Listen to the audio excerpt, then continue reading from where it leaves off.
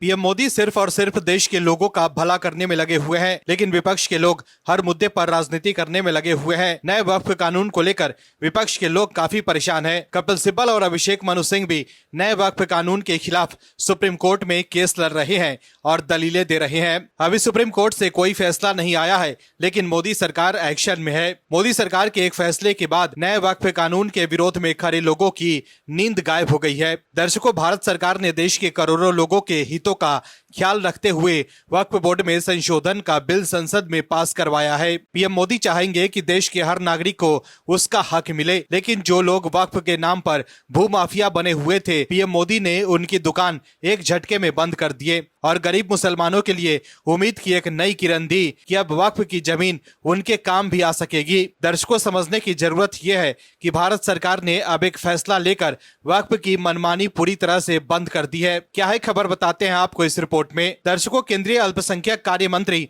किरण रिजिजू ने उम्मीद एकीकृत वक्फ प्रबंधन, सशक्तिकरण, दक्षता और विकास पोर्टल लॉन्च किया है। ये पोर्टल देश भर की वक्फ संपत्तियों के पंजीकरण की प्रक्रिया को पारदर्शी और डिजिटल बनाने के उद्देश्य से शुरू किया गया है। डिजिटल इंडिया पहल के तहत शुरू किए गए इस पोर्टल के माध्यम से अब सभी वक्फ बोर्डों की संपत्तियों का निर्धारित समय सीमा के भीतर रजिस्ट्रेशन किया जाएगा। ये कदम वक्फ संपत्तियों के प्रबंधन और प्रशासन को सशक्त, प्रभावी और पारदर्शी बनाने की दिशा में एक अहम पहल माना जा रहा है। पोर्टल के शुभारंभ के अवसर पर केंद्रीय मंत्री ने कहा कि आज उम्मीद पोर्टल का शुभारंभ एक बड़ा कदम है। प्रधानमंत्री मोदी पहले भी कह चुके हैं कि स्वतंत्रता के बाद देश में जो महत्वपूर्ण सुधार हुए उसमें वक्फ संशोधन अधिनियम भी एक बड़ा कदम है। यह कोई सामान्य निर्णय नहीं है, बल्कि करोड़ों लोगों के जीवन को प्रभावित करने वाली एक ऐतिहासिक पहल है। वहीं किरण रिजिजू ने यह भी बताया कि देश में 9 लाख से अधिक वक्फ संपत्तियां हैं। आने वाले समय में इन संपत्तियों का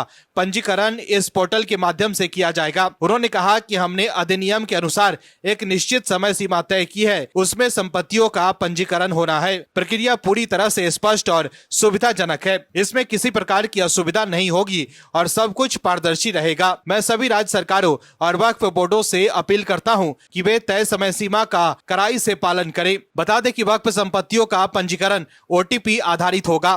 3 स्तरों पर सत्यापन किया जाएगा। प्रत्येक संपत्ति को 17 अंकों की एक विशिष्ट पहचान संख्या दी जाएगी। इसके साथ ही एक केंद्रीकृत हेल्पलाइन भी जारी की जाएगी ताकि वक्फ बोर्डों को किसी भी तरह से तकनीकी सहायता आसानी से मिल सके। हालांकि इस पहल को लेकर मुस्लिम संगठनों की ओर से आपत्ति भी दर्ज कराई गई है। All India Muslim personal law board ने इस संशोधन वक्फ कानून को असंवैधानिक बताते हुए विरोध किया है। वहीं मुस्लिम पर्सनल लॉ बोर्ड ने वक्फ बोर्ड की संपत्तियों के रजिस्ट्रेशन से जुड़े उम्मीद पोर्टल की लॉन्चिंग का भी विरोध किया है। वहीं केंद्र सरकार के वक्फ संपत्तियों के ऑनलाइन पंजीकरण के लिए उम्मीद पोर्टल लॉन्च करने के साथ ही यूपी की योगी सरकार एक्शन में है। यूपी में इसके लिए तैयारियां भी शुरू हो गई है। पहले चरण में राजस्व रिकॉर्ड में दर्ज सभी 2528 वक्फ संपत्तियों का पंजीकरण किया जाएगा। नियमानुसार 6 महीने के भीतर वक्फ संपत्तियों के पोर्टल पर पंजीकरण की प्रक्रिया पूरी करनी है। दर्शकों, हम सब ने देखा था कि कैसे वक्फ बोर्ड पूरे गांव पर ही अपना दावा ठोक दे रहा था। हाल ही में सुप्रीम कोर्ट ने भी दिल्ली वक्फ बोर्ड को झटका दिया था। दरअसल दिल्ली वक्फ बोर्ड ने एक गुरुद्वारे पर अपना दावा ठोक दिया था, जबकि आजादी से पहले ही वहां गुरुद्वारा था। ऐसे में सुप्रीम कोर्ट ने दिल्ली वक्फ बोर्ड की बात नहीं मानी। वहीं अब मोदी सरकार के फैसले के बाद वक्फ बोर्ड की दाल गलने वाली नहीं है, क्योंकि सब कुछ ऑनलाइन हो जाएगा। Bureau report, OMH news. आप दर्शकों से विनम्र निवेदन है कि चैनल को सब्सक्राइब जरूर करें।